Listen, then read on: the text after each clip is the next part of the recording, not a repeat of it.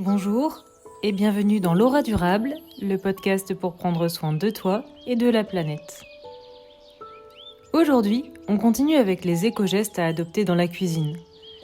Cette fois-ci, plus précisément sur les déchets. Chaque année en France, on estime qu'environ 30 kg de nourriture par personne sont jetés, dont une grande partie encore consommable. Réduire ce gaspillage, c'est à la fois bon pour la planète, mais aussi pour ton portefeuille. Eh bien, j'ai une bonne nouvelle, quelques habitudes simples peuvent faire une vraie différence. Commençons. La première, c'est de mieux planifier ses courses. Le gaspillage, ça commence souvent au supermarché. Du coup, avant de faire tes courses, fais le point sur ce qu'il te reste déjà dans le frigo et dans les placards. Inutile de racheter ce que tu as déjà. C'est le meilleur moyen de gaspiller, surtout quand on parle de produits frais. Prépare une liste de courses. Pense au repas des prochains jours et idéalement, prépare-toi un menu. Ça évite les achats en double ou les produits qui finiront oubliés au fond du frigo.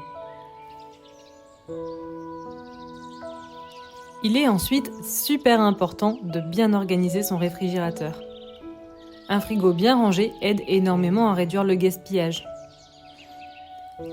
Parmi les quelques réflexes utiles, place les produits à consommer rapidement devant ou au-dessus quand tu ranges ton frigo après tes courses. Vérifie régulièrement les dates. Regroupe les restes dans un endroit visible. Et surtout, analyse la différence entre DLC et DDM. La DLC, c'est la date limite de consommation. Ça concerne les produits sensibles, comme la viande, le poisson. La DDM, c'est à consommer de préférence avant. Ça signifie que le produit reste souvent consommable après la date. Autre geste super important, deviens un pro de la cuisine des restes. Les restes, ce sont une vraie ressource. Quelques idées simples avec des légumes abîmés. N'hésite pas à faire une soupe ou une poêlée de légumes. Avec du pain dur, fais du pain perdu, c'est délicieux. Ou de la chapelure pour tes prochains plats.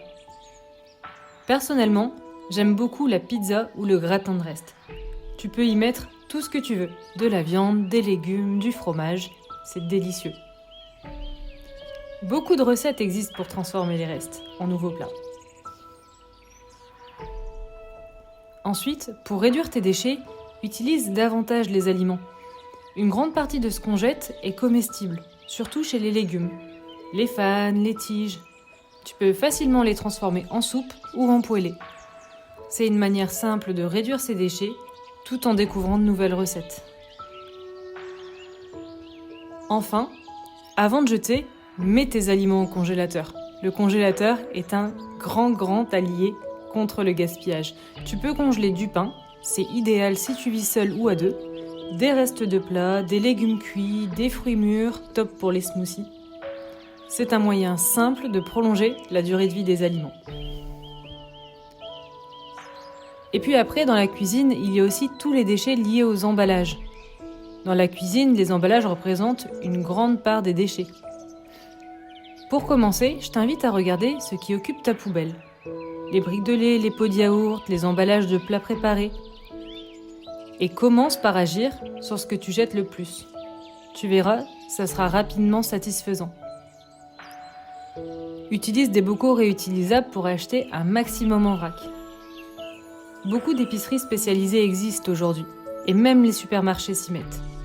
Le prix au kilo est souvent moins cher, et surtout tu ne prends que la quantité nécessaire. Donc, tu évites à coup sûr du gaspillage, des déchets et des pertes financières inutiles.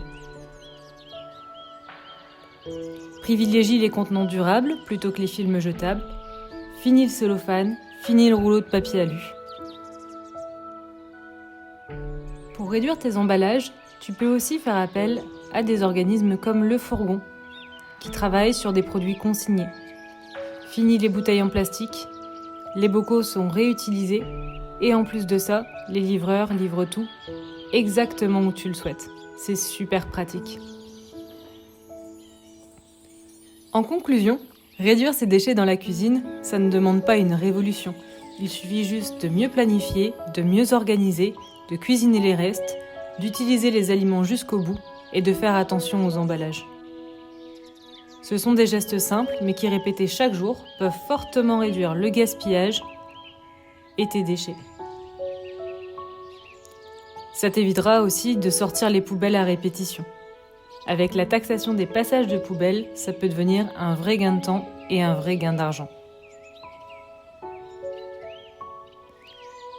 La semaine prochaine, on démarrera avec une autre pièce. Mais je te laisse faire ton pronostic en commentaire. Je te souhaite un excellent week-end et je te dis à lundi.